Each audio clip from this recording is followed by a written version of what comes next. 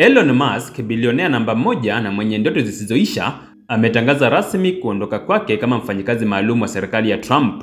Akiwa amepewa jukumu la kuongoza idara ya ufanisi wa serikali Department of Government Efficiency, DOGE, Musk aliahidi kupunguza matumizi ya serikali kwa kiwango kisichoeleweka hadi trilioni 2 za dola. Lakini leo ameachana na wadhifa huo kwa mchanganyiko wa majuto na kejeli. "Ninashukuru Rais Trump kwa kunipa nafasi ya kupunguza matumizi yasiyo ya lazima," aliandika Musk kwenye mtandao wake wa kijamii X, zamani Twitter. "Lakini DOGE itaendelea kuwa njia ya maisha," alisisitiza. DOGE ilianzishwa kama njia ya kuondoa mzigo wa matumizi makubwa ya serikali. Musk aliteuliwa kwa mkataba wa muda mfupi akiwa mfanyikazi maalum wa serikali aliyeweza kufanya kazi kwa siku 130 kwa mwaka.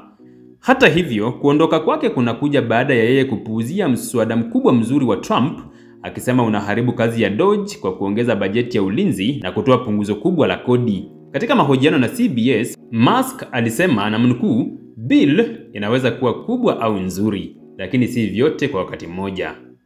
Numbers hazidanganyi. Je, Musk alifanikiwa au alishindwa?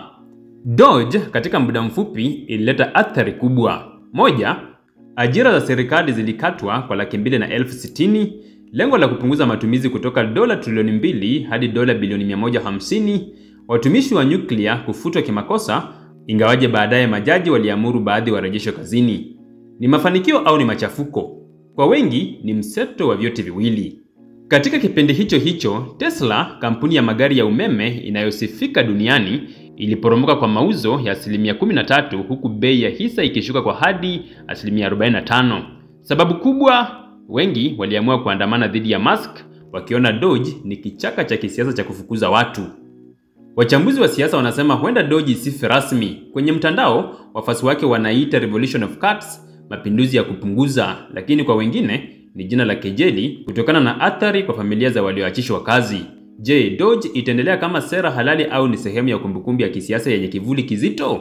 Kwa miaka mingi tumeshuhudia mabadiliko kutoka Obama hadi Trump, kutoka Biden hadi Trump tena, na ndani ya kelele hizo jina la Elon Musk limetikisa anga, lakini leo ameshuka kutoka jukwaa la siasa akiwa amevaa vumbi la lawama, jeuri ya mabilioni na kivuli cha kutokamilisha ndoto. Swali kuu linabaki, je, baada ya DOGE nani atarithi hamasa ya kupunguza matumizi bila kupunguza utu? Kwa sasa historia inakodolea macho wazo hilo.